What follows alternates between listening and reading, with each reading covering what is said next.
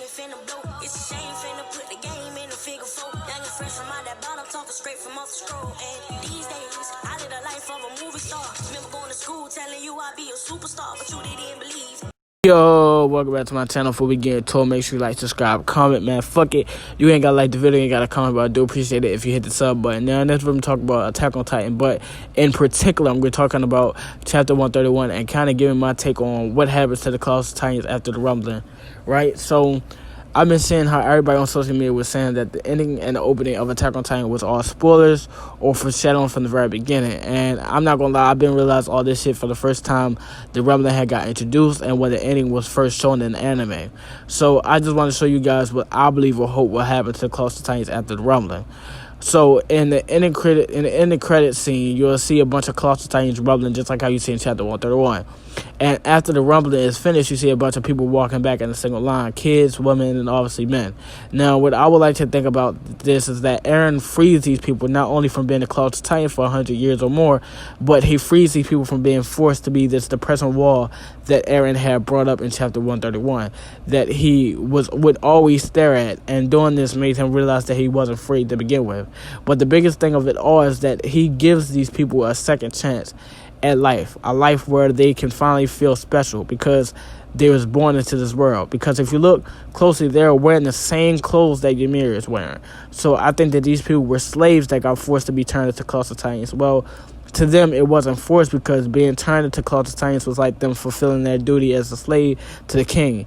And there's also something else I want people to realize is that I think that these people wasn't even aliens to begin with. Now, I had made a video a long time ago about Ymir possibly not being an alien at all, and that she got took from her country and forced to be a slave. But the thing is that she was 13 or 10 at the time, meaning that her parents was took from their country, not her. And what makes it even more horrible is that her mother might have been pregnant with her. So Ymir was born a slave with no free will, but to follow the king's orders, which makes sense why the reason she made the royal family so special after she died and after she got the power of the Titans, obviously, and ended up being trapped in the past. That was her fulfilling her duty to the king to keep them in power or make sure they was different from all the other aliens. Just like how you see Zeke, who has the Beast Titan, not the Founder Titan, but the Beast Titan, and he's able to control Titans. To be honest, it was all Ymir's doing. So what if it was the same thing for these people who was turned into these Colossal Titans? They was taken from their country as slaves, and their only duty was to form a war and be this warning or this threat to the rest of the world, because the king didn't even really want to do the rumbling. It was just a warning, to be honest. And if you look at it, the fact that only aliens who was humans was the only race that could become Titans just didn't sit right with me.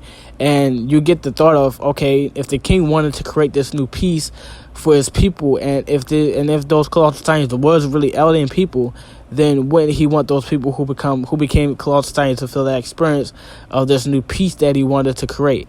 And the reason he didn't want to is because those people wasn't part of the alien race to begin with. And the same goes for Ymir. Just look at her whole backstory. Why would she? If you just look at her whole backstory that we seen, I want to say like chapter 123, 122, when we seen her backstory, I think. I can't even remember. We got so many motherfucking chapters. But if you just look at her backstory, like the way how she got treated, you know, it's like, why would she get treated by her own race like that, you know? Like, okay, she was a slave, but like, okay, you're getting treated by your own race, like you're getting treated like you're not shit, you know what I'm saying? Like, that's crazy. And the fact is that she was an alien. And even like at one point we even thought that Ymir was part of the royal family, and later on we learned that she wasn't even part of the royal family. So what if it was the same for her race as well? You know what I'm saying? Like we always thought when we first heard of Ymir Fritz, we was like, okay, her last name is Fritz, so obviously she's part of the royal family. And then when we seen her backstory, we see that, okay, this bitch was a slave. Like she wasn't even special. She was special, but like she was special because she was able to become a Titan, but she wasn't even part of the royal family. You know what I'm saying?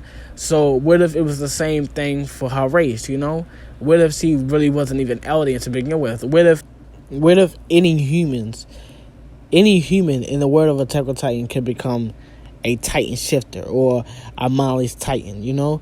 But it just never got proved because all the other races was so scared to become that monster. Like, and I wouldn't even say scared. I would say that the Eldians had the power for so long that you would only think that they're the only race that could become Titans, you know? Aliens had the power for so long, then Marleyan people had got to, taken over. And so it's like, okay, other countries will only think that, okay, only aliens can become Titans. And even us, as the audience, we always thought that only aliens could become Titans, when let's look, if you really think outside the box, if they're humans and we're humans and this shit is like a real ass anime, like this, like it's based off almost like real life, it's like, okay, obviously other humans could become, well, not necessarily other humans, but okay, obviously other races can become fucking Titans, you know what I'm saying?